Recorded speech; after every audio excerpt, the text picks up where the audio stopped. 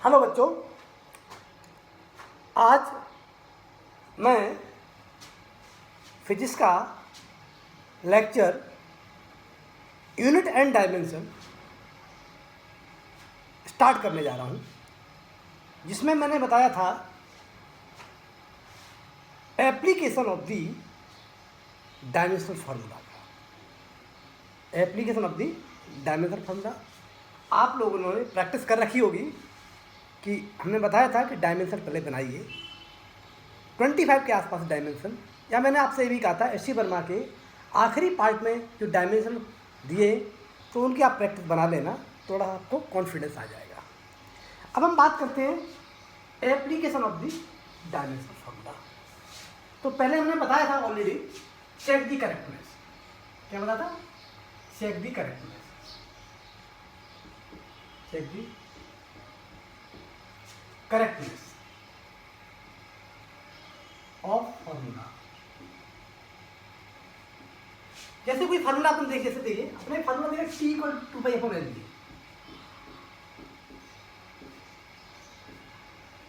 ये हमारा फार्मूला सही है गलत है? ये फार्मूला हमारा सही है गलत है, इसको अपन को बताना है।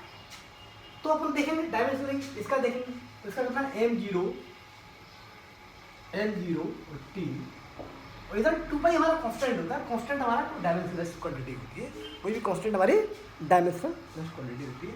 अब यहाँ पर अपन देखेंगे, इसके अंदर देखिए l का हमारा l है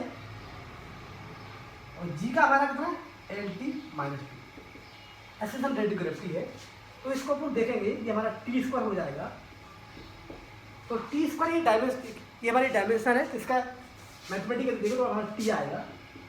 मतलब कहने का ये m0 L0 t है, मतलब डायमेंशनली करेक्ट है।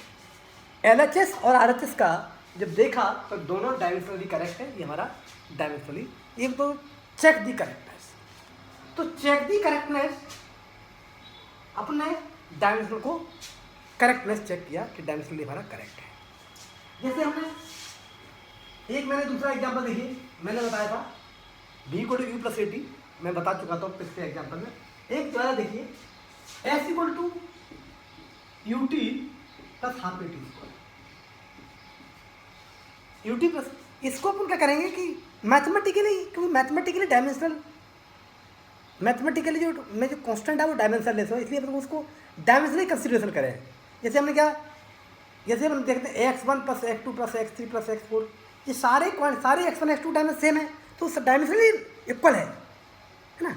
तो इसको अपन मैथमेटिकली को कंसिडरेशन नहीं माना। जैसे माना हमने इसको l माना, कितना l है, इसका LT-1, इसका t है, और इसका 1/2 a का कितना है LT-2 है, इसका हमारा t² है।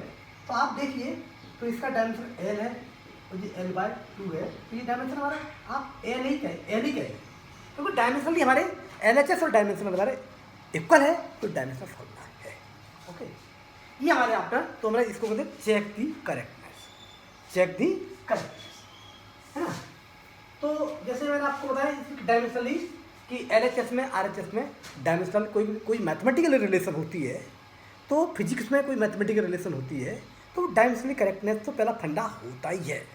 जबकि अब हम ऑब्जेक्ट में क्वेश्चन करते हैं तो अपन को देखते हैं कि मैथमेटिकली बहुत बड़ा आंसर दिख रहा है, तो डायमेंशनली चेक कर लेते हैं कि डायमेंशनली मेरा करेक्ट है, तो आंसर मेरा सही हो जाता है कि फिजिक्स का क्राइटेरिया तो डायमेंशनली होता ही है। ठीक, अब हम बात करते हैं अगला। हमने एक फॉर्मूला दिया, आपने देखा Sm u + ½ a 2n-। अब देखो Sm u ½ a 2n-। तो ये फार्मूला डायमेंशनली, ये l है, ये u है, a है। आप बताइए डायमेंशनली है क्या सही? डायमेंशनली मेरा करेक्ट है नहीं। तो बेसिकली ये फार्मूला हमारा कैसे, क्यों? क्योंकि ये हमारा फार्मूला डायमेंशनली सही या गलत है, ये बताइए। ये डिस्टेंस है, यहाँ पर u है, ये a है, और ये टाइम माना 2n पर, चलो 2n से कोई बैलेंस होगी, टाइम माना नहीं, तो ये भी आपका क्या है, ये। अब आप बताइए ये है क्या, डायमेंशनली करेक्ट क्यों हो रहा है? मुझे लगता है मैं तो डायमेंशनली करेक्ट दिख नहीं रहा। क्यों? आप लोग अगर इस क्वेश्चन को देखेंगे तो डायमेंशनली हमारा सही है गलत है, तो आपको दिखेगा ये डायमेंशनली रॉन्ग है, क्योंकि ये डायमेंशनली हमारा करेक्ट नहीं है ना। ये आपको ऐसा लगेगा डायमेंशनली करेक्ट नहीं है, डायमेंशनली करेक्ट नहीं दिख रहा है, लेकिन ये बेसिकली डायमेंशनली करेक्ट है, क्योंकि इसका आपको इसके लिए आपको इसकी थीम पर जाना पड़ेगा। 9th क्लास में पढ़ा होगा या 11th में अपन पढ़ेगा, आगे पढ़ेंगे कि डिस्टेंस कवर्ड nth सेकंड का मतलब क्या है कि nवें सेकंड में चली हुई दूरी, मतलब n मतलब 1 सेकंड में। तो इसलिए आपका ये डिस्टेंस u इंटू टी है, ऐसा मानेंगे तो इसलिए डायमेंशनली करेक्ट है, क्योंकि ये भी एल रहेगा और ये भी एल रहेगा और ये भी एल रहेगा, तो आपका इसलिए ये क्वेश्चन आप देखोगे डायमेंशनली करेक्ट ही है। Distance covered in 1 second, distance covered nth second का मतलब है, जैसे हमने मान लो ऐसा देख कि 20 सेकंड में 20वें सेकंड की डिस्टेंस निकालना है, तो कैसे निकालेंगे? 20वें सेकंड में चली गई दूरी डिस्टेंस और 19वें सेकंड में चली गई दूरी, और 20वें सेकंड में से 19वें सेकंड का माइनस कर देंगे, 1 सेकंड का डिस्टेंस ट्रैवलिंग आ जाएगा, एक डिस्टेंस का ट्रैवलिंग आ जाएगा। तो एक डिस्टेंस का जब ट्रैवलिंग आ जाएगा तो ये हमारा आपका सही होता है, ये हमारा सही हो जाएगा। ठीक है, अब हम बात करते हैं तो ये डायमेंशनली हमारा करेक्ट है, ये डायमेंशनली हमारा आपका चेक दी करेक्ट है। अब मैं आपसे एक क्वेश्चन बोल रहा, एक क्वेश्चन जैसे हमने बोला कोई x है equal to a plus b t है प्लस अंडर रूट सी है ना, अंडर रूट सी है। तो आप बताइए इसका डायमेंशन ए बी सी का डायमेंशन क्या होगा, क्योंकि हमने बताया कोई भी फॉर्मूला है वो डायमेंशनली करेक्ट होता है, चेक दी करेक्टनेस से कोई रिजल्ट ट्रू है, तो उसके पीछे क्या लगेगा कि हमें ए बी सी के डायमेंशन, कोई एक्स हमारा डिस्टेंस है, टी हमारा टाइम है, तो ए बी सी के हमें डायमेंशन निकालना है। कैसे निकालेंगे? क्योंकि ए अपॉन रूट सी, ए अपॉन रूट, ठीक है मान लिया, और बी अपॉन रूट सी इंटू टी, तो इसका भी डायमेंशन ए का है और इसका भी डायमेंशन हमारा इसका है। तो अपन क्या करेंगे, क्योंकि इसका ए अपॉन सी का डायमेंशन एल के बराबर होगा और बी अपॉन रूट सी का डायमेंशन इसके बराबर होगा, तो बी का डायमेंशन करेंगे। तो अपन को देखो, क्योंकि हमारा ए एब्जॉर्प्शन जो प्रॉपर्टीज है अपन देख रहे हैं कि हर डायमेंशन का इक्वल रहता है, तो कैसे निकालेंगे? ए अपॉन रूट सी का डिस्टेंस हमारा ए कांस्टेंट है, सब कांस्टेंट्स हैं, तो अपन क्या करेंगे इसको अपन देखेंगे ए अपॉन रूट सी का dimension, A upon root C का dimension equal to B upon root C का डायमेंशन इंटू टी के बराबर है। तो आपका ये आपका जो टी का जो डायमेंशन है, तो ए इक्वल टू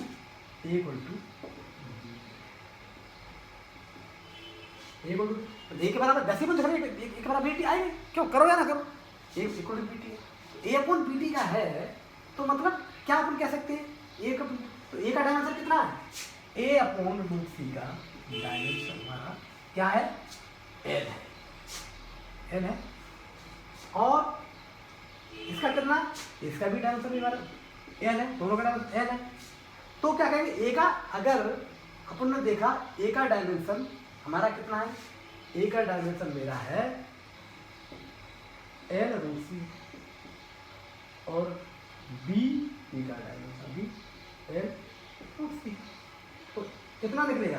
तो ये हमारा कितना निकलेगा?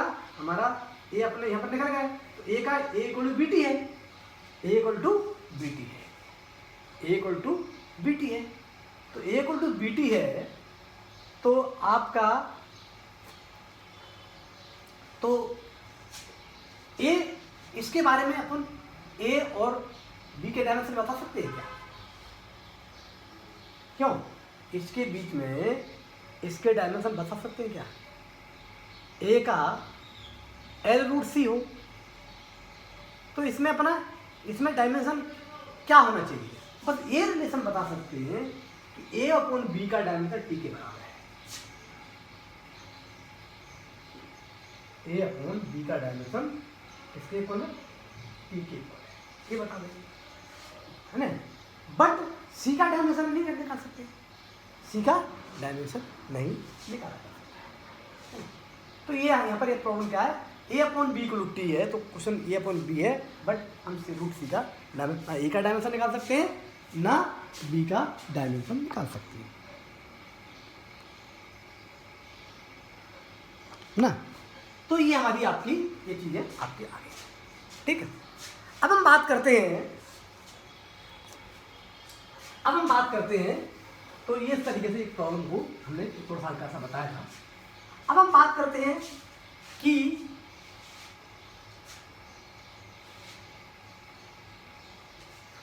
अगला एक सेकंड एप्लीकेशन, इसका अपना सेकंड एप्लीकेशन बताता हूं। तो सेकंड एप्लीकेशन क्या है, ड्राइव द फार्मूला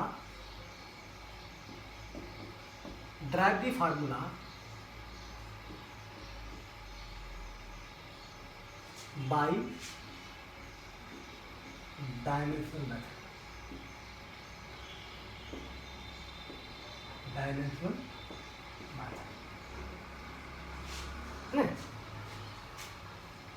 तो अपन कोई भी क्या होता है, drive the formula by dimensional method से निकालना है। कोई फार्मूले को ड्राइव करना है, वो डायमेंशनल मेथड से निकालना है। तो कैसे निकालेंगे, तो क्या होता है, कोई भी फार्मूला है किसी भी फिजिकल क्वांटिटी से मिलके बनता है। कोई भी डायमेंशनल फार्मूला किसी भी फिजिकल क्वांटिटी से मिलके बनता है। फिजिकल क्वांटिटी से मिलता है तो कहीं ना कहीं उसका कोई मतलब कहने का मतलब है, कोई भी फार्मूला किसी तरीके से, कोई भी अपना फिजिकल फार्मूला है, मतलब पी है, फिजिक्स का कोई फार्मूला है, वो हमारा उनका जो रिलेशनशिप है, जैसे हमारा कोई ए की पावर एक्स, बी की पावर वाई, सी की पावर एक्स, ऐसा उस तरीके से हो सकता है। क्योंकि चार क्वांटिटी का आपसी रिलेशनशिप है, तो इस तरीके से रिलेशनशिप इस तरह से रहता है। क्योंकि उनका हमेशा कोई एक भी फिजिक्स का फार्मूला उन रिमेनिंग फिजिकल क्वांटिटी के डिफरेंट एक्सपोनेंट के टर्म में लिखी जा सकती है। ये इसका मतलब बेसिक रूल ये है ना। तो बेसिक रूल ये है। तो अपन देखें एक रिजल्ट ट्राई करें, ज़्यादा बेटर है। अभी लोगों अभी 10th के बाद में आए तो हम इसको बता देते हैं। जैसे हमने कहा एक फार्मूला होता है T = 2π/L, ये सिंपल रिजल्ट है, ये सिंपल रिजल्ट है। तो सिंपल रिजल्ट के बारे में क्या हमें ये बस इतना पता होना चाहिए कि T हमारा क्या है, 2π क्या है, L/G क्या है, ये हमें पता होना चाहिए। क्योंकि इनके डायमेंशन लिखना, इनको डायमेंशन को पता होगा तब ये प्रॉब्लम को अपन देख सकते हैं ना, तभी तो हम देख सकते हैं। अब देख सकते हैं तो क्या करेंगे, अब देख सकते हैं तो अपन बोलेंगे कि आपका जैसे हमारा T है, T फिजिकल क्वांटिटी है, तो T को L में और G में कोई रिलेशन पर डिपेंड करती है। 2π तो कांस्टेंट है, तो T हमारा प्रोपोर्शनल टू L की पावर x और G की power y, T proportional to L की पावर x और G की पावर y के रूप में लिख सकते हैं। ओके, अब इनको लिख सकते हैं तो हम क्या करेंगे, बस इसमें डायमेंशनली, क्योंकि ये प्रोपोर्शनल निशान आएगा, तो T = तो K आपका L का m0 L और T x, m0 L T0 और G कितना है, m0 L T-2 की पावर y, ठीक है। तो क्या होगा आपका इधर T, तो इधर भी लिखते m की पावर 0 L की पावर 0 और T, ये आपका है। तो K कितना हो जाएगा, m की पावर 0, तो यहाँ पर हो जाएगा एक K को गोली मारो, बना दो, कोई दिक्कत नहीं, m की पावर 0 हो जाएगा। तो यहाँ पर लिखिए L की पावर x प्लस y हो गया, और T की पावर कितना, यहाँ पर कितना, T की पावर -, ठीक है। अब देखो m की पावर, यहाँ पर m की 0 तो हुई। अब इनकी क्या है, इनकी पावर को इक्वेट करते हैं। क्या करते हैं अपन, इनकी पावर को इक्वेट करते हैं। तो ये डायमेंशन है, डायमेंशन को पावर इक्वेट करता है। क्योंकि कोई फिजिकल क्वांटिटी का आपसी हमने क्या था, फंडामेंटल डायमेंशन की प्रॉपर एक्सपोनेंट के रूप में लिखी जाती है, इसका रूल है। तो क्या हुआ, अब यहाँ पर कर दिया, तो यहाँ पर जीरो तो कोई मतलब नहीं है। अब यहाँ पर एल के पास X plus Y equal zero है, x plus Y equal to zero है, और माइनस 2y इक्वल टू 1 है। तो y की वैल्यू -1/2 और x की वैल्यू आपकी बराबर है ना। तो इसके l की वैल्यू कितनी आई, x की वैल्यू हमारी 1/2 है और y की वैल्यू -1/2 है। x की वैल्यू 1/2 है और y की वैल्यू -1/2 है, -1/2 आई। ठीक है, तो -1/2 आई। तो हम क्या करेंगे कि हमें इसको लिख देंगे, हमने जो लिखा है t इक्वल टू के एल की पावर 1/2 और g की पावर -1/2। तो k इक्वल टू इसको लिखेंगे एल 1/2 एल अपॉन के, क्योंकि के तो कांस्टेंट कुछ भी हो सकता है, तो यहाँ पर फार्मूला 2 पाई होता है, क्योंकि t equal to 2 pi l upon g, which proved by dimensional method, which proved by dimensional method। ये अपना फार्मूला ड्राइव हो गया। पहले एलिमेंट्री एग्जाम्पल दिया हमने, बहुत एलिमेंट्री है। आगे आपको बहुत सारे क्वेश्चन से किसी बुक से आप देख लेना, बहुत अच्छे अच्छे सवाल आपको मिल जाएंगे। पर इसका फंडामेंटल रूल यही है जो आपने बता दिया है। इसलिए फिजिक्स में कभी कोई प्रॉब्लम का थ्योरी अंडरस्टैंडिंग होना चाहिए, प्रॉब्लम क्राइटेरिया तो अपने आप बनते जाते हैं, है ना। क्योंकि बहुत सारी क्वांटिटी इसके रूप में लिखी जाती है, तो जितनी आप इनको क्वेश्चन प्रैक्टिस करें, हम भी करा देंगे आपको। मैं आपको एक क्वेश्चन दे दूंगा, तो आप इसको देखिएगा। तो आज क्योंकि मैं थ्योरी कंप्लीट करा देता हूँ, मेरा पहला बेसिक थ्योरी कंप्लीट कराना था। एक एग्जांपल और देखें, जैसे मैंने क्या बोला कि कोई रस्सी, एक क्वेश्चन नंबर सेकंड है, क्वेश्चन नंबर सेकंड को मैं डिक्टेट नहीं करा था, सिर्फ बोल देता हूँ, समझ लीजिए। एक क्वेश्चन क्या है, एक रस्सी, एक पार्टिकल है, उसका मास m है, एक पार्टिकल है उसका मास m है, और उसको स्ट्रिंग से बांध दिया। इसकी लेंथ हमारी l है या r है, ठीक है, और उसको किसी स्पीड से घुमाती है सर्कुलर पाथ में। तो टेंशन क्या जनरेट होता है, उसके अंदर जो रस्सी के अंदर टेंशन डेवलप होगा वो क्या होगा, वो हमें ड्राइव करना है बाई डायमेंशनल मेथड। नहीं तो या प्रूव करें कि आपका प्रूव करिए या लिखे, या क्वेश्चन ऐसे आ सकता है, प्रूव बाई डायमेंशनल मेथड कि F equal to mv² upon l, ऐसा प्रूव बाय डायमेंशनल मेथड कि F equal to mv² upon l है। क्या है, mv² अपॉन l है। तो अब यहाँ पर आपको बताना F हमारा क्या है, तो ये पता नहीं, F हमारा फोर्स है, m क्या है, मास है, v हमारी क्या है, स्पीड है, l हमारा उसकी लेंथ है। ठीक है, अब अपन क्या करें कि जैसे कोई भी फिजिकल क्वांटिटी डिफरेंट बचे हुए अदर फिजिकल क्वांटिटी के प्रॉपर एक्सपोनेंट के रूप में लिखी जाती है, प्रॉपर पावर के रूप में लिखी जाती है, एक्सपोनेंट पावर के रूप में लिखी जा सकती है। तो ये आपका, इसलिए अपन क्या कर सकते हैं, इसका मेथड वही है कि x जो है प्रोपोर्शनल टू साइन m की पावर x, v की पावर y और l की पावर z। क्या है, f प्रोपोर्शनल टू m की पावर x, v की पावर y और l की पावर z। नहीं, ये हमारा फॉर्मूला है, ये हमारा क्या फॉर्मूला है। तो अपन क्या करेंगे, ये प्रोपोर्शनल टू साइन रिमूव करेंगे, कांस्टेंट आएगा k equal to m x v y l z, है ना, l z। अब l z है तो अपन क्या करेंगे, इसको अपन बाई डायमेंशनल मेथड से वही तरीका, इनके डायमेंशन लिखिए।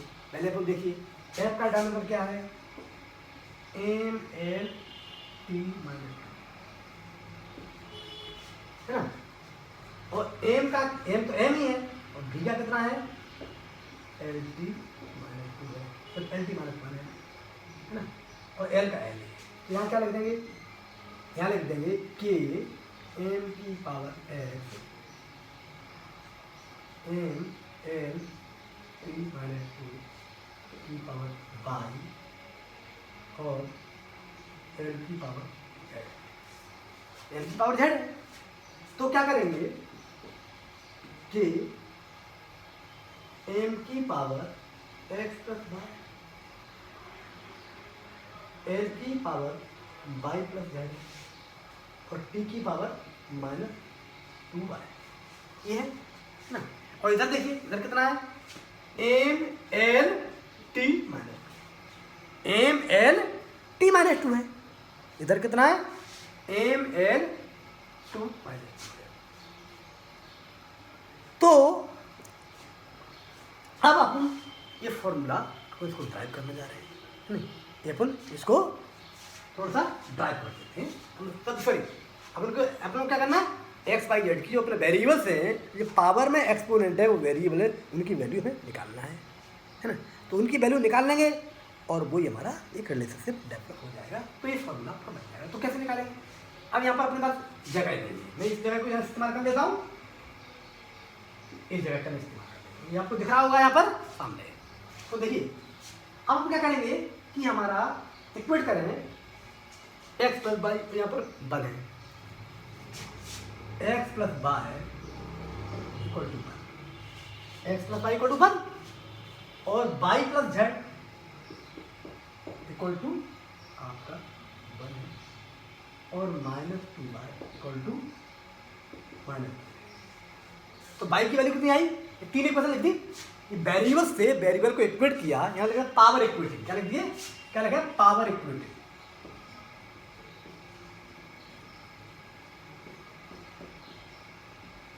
पावर इक्वेट, पावर को मैंने इक्वेट किया, तो पावर इक्वेट से तो यहाँ पर चले दो लास्ट वाली इक्वेशन से बाई की वैल्यू बनाई, बाई की वैल्यू बनाई, ओके। तो जेड की वैल्यू कितनी आई,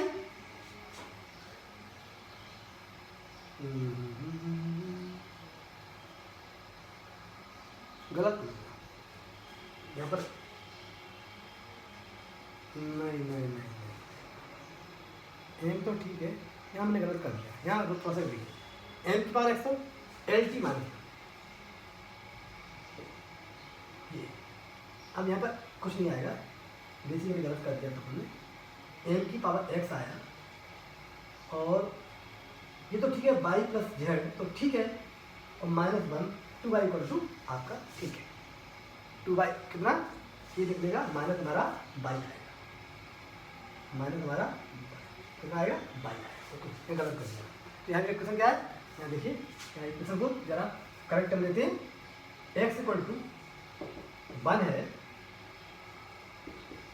वाई प्लस जेड कितना है, वाई प्लस जेड हमारा कितना है आपका 1 है और minus y equal to minus y equal to minus 2 है। तो बाई की वैल्यू कितनी आई 2i, बाई की वैल्यू एक्स की वैल्यू 1, देखो इस पर सॉल्व कर दिया, सिंपल है, वेरी सिंपल, वेरी आपका सिंपल है। तो बाई की वैल्यू 2i, एक्स की वैल्यू 1i, यहाँ रख देंगे तो जेड की वैल्यू कितनी आई, जेड की वैल्यू माइनस, जेड की वैल्यू माइनस 1 आई। अब यहाँ पर आप इसको रख दीजिए, देखो यहाँ पर रखते हैं इसकी अपने पास में, अब इसको मैं रब कर देता हूँ, ये अपनी जगह को मैं रब कर देता हूँ, एक्स वाई की वैल्यू फिर निकाल ली, एक्स वाई की वैल्यू निकाल ली। तो अब क्या करेंगे, एफ इक्वल टू के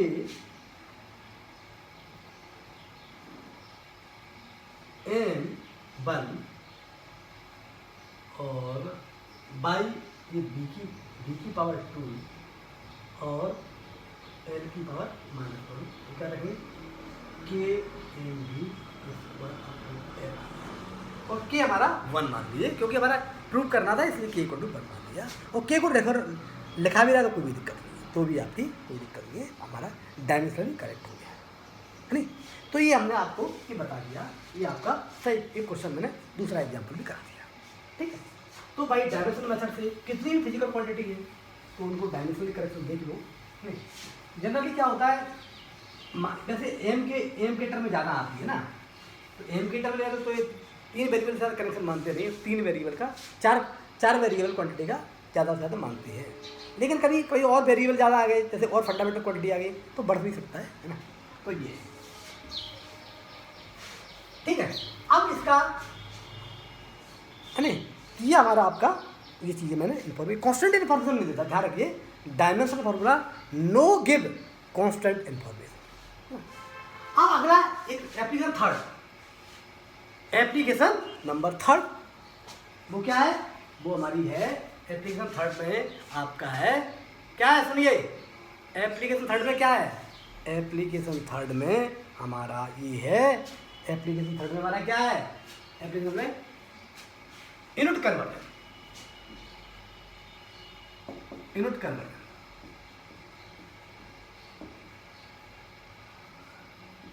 unit converter, unit conversion, unit हमारा कन्वर्जन है। तो यूनिट कन्वर्जन में अपन देखेंगे है ना, यूनिट कन्वर्जन में अपन देखेंगे क्या करेंगे, जैसे कोई फिजिकल क्वांटिटी है, जैसे अलग अलग यूनिट में कोई फिजिकल क्वांटिटी, उसमें न्यूमेरिकली वैल्यू अलग अलग होती है, लेकिन उसका न्यूमेरिकली वैल्यू जैसे जैसे जैसे आपने मान लो एक 1 मीटर कहा, तो 1 मीटर फिजिकली आपको दिख रहा है कि 1 है ना, और 100 सेंटीमीटर का, तो 1 मीटर 100 सेंटीमीटर अंतर क्या है, मतलब मैं फिजिकली न्यूमेरिकली अलग दिख रहा है ना, न्यूमेरिकली आपको न्यूमेरिकली वैल्यू अलग दिख रही है, लेकिन उसका मतलब एक ही है। तो फिजिक्स की भाषा में क्या कहेंगे, कोई भी फिजिकल क्वांटिटी लिखेंगे तो क्या लगे, N1 U1 equal to N2 U2। आपको मैंने बताया था, पहले ही लेक्चर में बताया था, किसी भी फिजिकल क्वांटिटी को अपन लिखने का जो तरीका है वो कितना है, कितना, numerical value into unit, numerical value into unit होती है, क्या होती है, न्यूमेरिकल वैल्यू इनटू यूनिट। तो ये N1 क्या है, न्यूमेरिकल वैल्यू इनटू यूनिट, इसमें N2 न्यूमेरिकल वैल्यू इनटू, तो अलग अलग यूनिट में, अलग अलग यूनिट के अंदर आप देखेंगे N1 U1 N2 U2 value ये अलग अलग दिख रही है, ठीक है ना, उसका बेसिक मतलब तो एक ही है ना। क्यों, अगर आपसे कहा है कि वन सिंपल एग्जाम्पल 1 मीटर या 100 metre, sorry 1 metre equal 100 centimetre, ये तो कहोगे ना, यही आप कहोगे। जैसे हमने कहा 1 किलोमीटर, हमने बोला 1000 मीटर, एक ही बात है। तो ये चीज़ें वैसे फिजिकल परसेप्शन जो होता है, मतलब फिजिकली अपन परसेप्शन ये है कि हमारा न्यूमेरिकली मतलब वैल्यूज इक्वल है, फिजिकली इक्वल है, बट न्यूमेरिकली वैल्यू डिफरेंस है।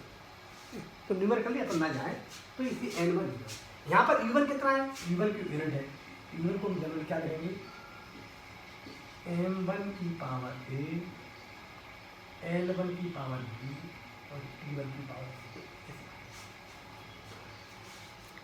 U1 कितना है, M1 की पावर A, L1 की पावर B, T1 की पावर C।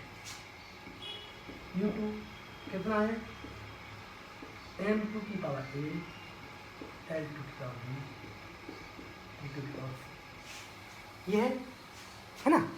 अब अपन ने क्या कहा, तो इसलिए हमने यहाँ पर अपना रख दिया N1 U1 equal to N2 U2, है ना। U1 का क्या कहेंगे, U1 कितना है, यहाँ लिखेंगे N1 A, L1 B, T1 C is equal to N2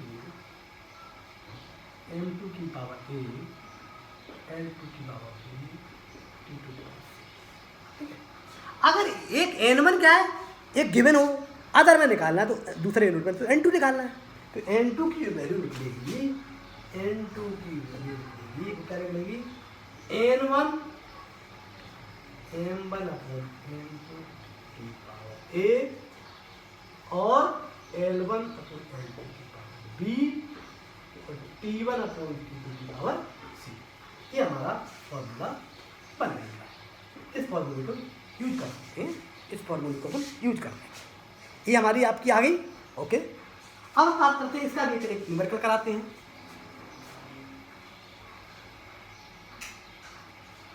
इसका अपन एक न्यूमेरिकली करा देते हैं। तो देखिए एक अपन जैसे मैं सिंपल एग्जाम्पल, क्योंकि मैं एलिमेंट्री एग्जाम्पल सिंपल लूँगा, एलिमेंट्री एग्जाम्पल मैं सिंपल ही देता हूँ, है ना। तो देखिए हमने क्या कहा, मैंने क्वेश्चन ये पूछा, एक फोर्स की दो यूनिट होती है सीजीएस में और एमकेएस में। सीजीएस में क्या होती है, सीजीएस में होती है डायन होती है और एसआई में न्यूटन्स होती है। तो मैंने एक आपसे क्वेश्चन पूछा, एक क्वेश्चन है कि 10 डायन को या 10 न्यूटन को डायन में कन्वर्ट करना है। लोग ध्यान रखिए, क्वेश्चन है कन्वर्ट 10 न्यूटन इनटू डायन में आपको लिखना है ना। वैसे तो मुझे जानते हैं 10 - 5 होती है, वो अलग बात है, लेकिन यहाँ पर वो सीधे एक फॉर्मूले से ही देखते हैं, क्योंकि अपना बोर्ड को भी लिखना है आपको। 11th में आप एग्जाम दोगे ना स्कूल का, तो वो भी लिखना है। तो अपन को आईआईटी की तैयारी करने में बेटा ये होता है कि आईआईटी वाला ऑब्जेक्ट ट्रेंड नहीं होता है। आईआईटी में क्या होता है, लिखने का भी ट्रेंड आना चाहिए। आईआईटी की जब तैयारी कर रहे हैं तो लिखने की भी ट्रेंड होता है, कि सब्जेक्ट तैयारी होती है तो लिखने का भी ट्रेंड आना चाहिए। माइंड में के अंदर जब तक स्टेप्स आपके दिमाग में इंक्लूड नहीं होंगे तब तक आपको चीज़ों को कैसे समझना और लिखना, है ना, दोनों ही आपको करना चाहिए। तो यहाँ पर देखिए, तो मैं आपको फॉर्मूला बताया कि डायन में कन्वर्ट करना है, डायन में करना, तो मतलब 10 दिया है तो n1 ये है तो डायन में निकालना है। तो n2 कितना है, n2 equal to n1 m1 upon a l1 upon b t1 upon t2 ठीक है। अब देखो फोर्स कितना होता है, mlt - 2। फोर्स क्या होता है, फोर्स हमारा कितना है, mlt - 2 है। तो n1 कितना है, 10 है, n1 कितना है, 10 है। m1 कितना है, अब देखो a कितना है, कंपेयर करें, a की वैल्यू 1, b की वैल्यू 1, c की वैल्यू 1। तो अब यहाँ पर m1 अपॉन m2 देखिए, m1 अपॉन m2।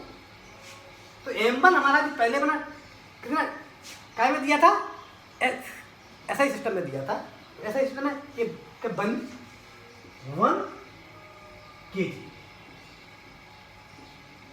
kg और यहाँ पर 1 ग्राम, लेकिन दोनों को एक ही फॉर्म में कन्वर्ट करना है। मतलब 1 kg है ना, 1 kg और 1 ग्राम। तो 1 kg क्या करेंगे, इसको अपन कर देंगे 1/100। तो कितना हो जाएगा, m1 m2 1000 आ जाएगा। कितना आ जाएगा आपका, 1000 आ जाएगा। m3 की पावर 1। ऐसे ही l1 अपॉन l2 कितना आएगा, 1 मीटर, इसमें 100 आ जाएगा। तो कितना हो जाएगा आपका 10 की पावर 2 की पावर 1 और t हमारा 1 अपॉन, क्योंकि इसमें सेकंड रहता है माइनस हमारा 2 आएगा।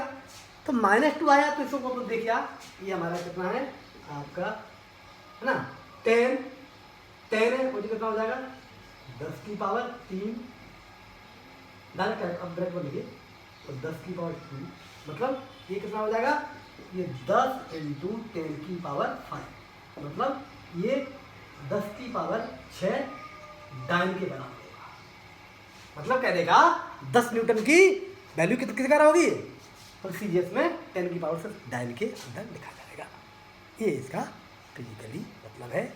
ऐसे ही अपन, ऐसे पावर है ना, ऐसे अपन पावर का है या वर्क डन का है, जैसे है ना, इसमें जूल और क्या होता है, जूल होता है और क्या होता है, एक तो जूल ऐसा, उसमें क्या नाम उसका, ऐसा ही सिस्टम के अंदर क्या जूल होता है, और उसमें कितना अर्ग होता है। अर्ग का रिलेशन कितना है, ऐसे जूल का अर्ग का रिलेशन जानते हैं। तो इस तरीके से अपन ये वर्क को भी कन्वर्ट कर सकते हैं कि इतनी वैल्यू को इतने में कन्वर्ट करिए। तो इस तरीके से क्वेश्चन को हम कर सकते हैं। तो ये मैंने एक एग्जांपल आपका बता दिया। एक आध एग्जांपल चाहो, कोई भी एग्जांपल आप एक एग्जांपल चाहो और ले सकते हो, एक एग्जांपल और ले सकते हो। तो मैं बता दूँ, जैसे हमने कहा 10 की पावर 5 अर्ग है, कन्वर्ट 10 की पावर अर्ग इंटू जूल में निकालना है, इंटू जूल्स में निकालना है, इंटू आपका जूल्स में निकालना है। तो simple question, n2 equal to n1 m1 upon m2 की power a, l1 upon l2 की पावर b और t1 अपॉन t2 की पावर c, है ना, क्योंकि ml के टर्म लिखा जा रहा है तो इसमें आपका कोई दिक्कत नहीं है। तो यहाँ पर कितना है आपका n2 इक्वल टू n1 कितना है 10 की पावर 5।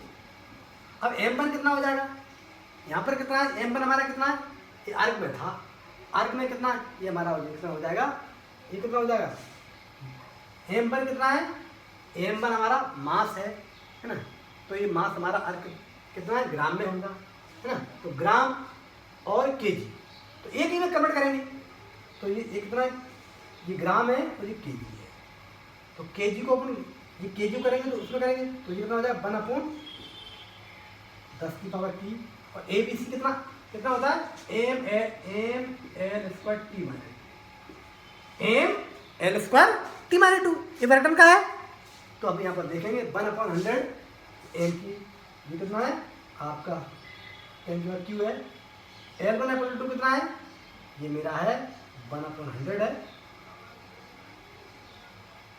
और यहाँ पर कितना है 2 है, और यहाँ पर कितना है 1/1 की पावर -2 है। तो आप देख लीजिए 10 की पावर 5 इंटू 1/10 की पावर 7 हो गया, 7 हो गया तो कितना हो जाएगा, इसको 10 की पावर -2 न्यूटन के कितना जूल्स के बराबर, मतलब कहने का 10 की पावर 5 अर्ग को 10 की पावर -2 जूल में लिख देंगे, ये हमारा न्यूमेरिकली आंसर होगा। ठीक है, तो ये आपके तीनों हमने यूनिट कवर करा दिया। तो इसकी अपने कुछ अपने क्राइटेरियाज हैं, ट्रिग्नोमेट्रिक रेस कांस्टेंट के बारे में नहीं पता है, ट्रिग्नोमेट्रिक रेसो के बारे में नहीं पता है, तो इस तरीके से मैंने ये टॉपिक्स आपका इसकी एप्लीकेशन मैंने करा दिए। तो आप इसको जहाँ से भी अगले लेक्चर पर थोड़ा सा कुछ और भी एक्सप्लेन करेंगे, तो यहाँ पर मैंने यूनिट डायमेंशन कंप्लीट करा दिया है। अब अगले लेक्चर में हम क्या बताएंगे, एरर्स बताएंगे। अगले लेक्चर में क्या एरर्स को बताएंगे, तो एरर्स को पढ़ के आइएगा, है ना। और आप प्लीज़ आप एक बुक्स को प्रिपेयर करिए, एक ऐसी वर्मा आपको चाहो ले सकते हो, या कोई भी एक आपके स्टैंडर्ड टेक्स्ट को यूज कर लेना। 3 बुक मार्केट में 3 बुक्स बहुत अच्छी होती है आईआईटी के लिए। एक होता है रेसनिक हेरिडेक एंड क्रेन, बहुत अच्छा है ना, उसको ले सकते हो। या आप इसमें जो एक आता है सीएस जमानस्की आता है, यूनिवर्सिटी ऑफ फिजिक्स, बहुत अच्छी किताब है। और तीसरा अपने इंडियन फिजिक्स, इंडियन जो अपने इंडिया की गीता कही जाती है, ऐसी वर्मा को भी यूज कर सकते हो। तो बेटा ये मैंने आपको ये टॉपिक्स मैंने कर दिया। ईसी वर्मा बहुत अच्छी है, और रेसनिक हेरिडेक थोड़ी सी क्या है लैंग्वेज के रूप में टफ है, जबकि किताब तो वो भी बहुत अच्छी है। ठीक है, तो ये आपका मैंने डायमेंशनल आपको कंप्लीट करा दिया। अब एरर्स बता देंगे, है ना। इसके जो आपका जेईई मेंस में एडवांस में जो क्वेश्चन आते हैं एरर से आते हैं। और एक वो एरिया बचता है कितना, इस प्रैक्टिकल वाला एरिया, माइक्रोगोरेज और स्क्रूगेज, है ना। स्क्रूगेज होता है ना, तो हम वो तो हम एक्चुअली बाद में बताएंगे। ये अभी क्योंकि वो तो बेसिकली उसको जितनी बार कर लोगे उतनी बार बाद में भूल जाते हैं, इसलिए उसको ज़्यादा टेक्निकलिटी जरूर दिमाग में नहीं है। वो क्वेश्चन के बेस पर जरूर इंपॉर्टेंट है।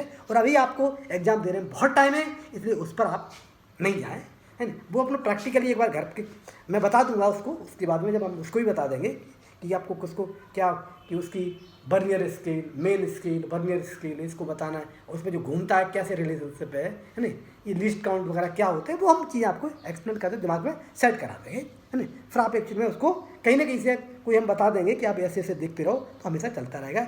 2-4 क्वेश्चन उसके कर लोगे, माइक्रोगोरेज स्क्रूगेज क्वेश्चन कर लोगे, तो आपको कॉन्फिडेंस जनरेट हो जाएगा। तो मैं वो करा दूंगा। तो बेटा ये आपका लेक्चर जो अपन ने बनाया है, ये अपना लास्ट लेक्चर है यूनिट डायमेंशन का। ये लेक्चर नंबर कौन से नंबर का है आपका, जो भी नंबर का लेक्चर है ना, आप उसको मैंने कंप्लीट करा दिया। तो बेटा फिजिक्स एक ऐसा सब्जेक्ट है, अभी से ये टॉपिक्स आपका थोड़ा सा आसान था, है ना। और एक लेक्चर मैं और लूँगा, इसकी आखिरी लेक्चर और लूँगा, है ना। तो आखिरी के बाद में ये टॉपिक्स कंप्लीट हो जाएगा। फिर अपन के एक्चुअल में फिर अपन कराएंगे फिर जो टॉपिक्स है वो थोड़ा सा अच्छा है कि बेसिक मैथमेटिक्स ऑफ फिजिक्स, मतलब फिजिक्स में क्या क्या बेसिक मैथमेटिक्स है जिसको हम अप्लाई करते हैं, तो वो हम आपको बताएंगे। वो बहुत अच्छा लेक्चर है, वो उससे अपन रियल फिजिक्स यहाँ से जनरेट होगी। क्योंकि फिजिक्स में क्या होता है कि फिजिक्स अपन जो पढ़ते हैं फंडामेंटली पढ़ते हैं,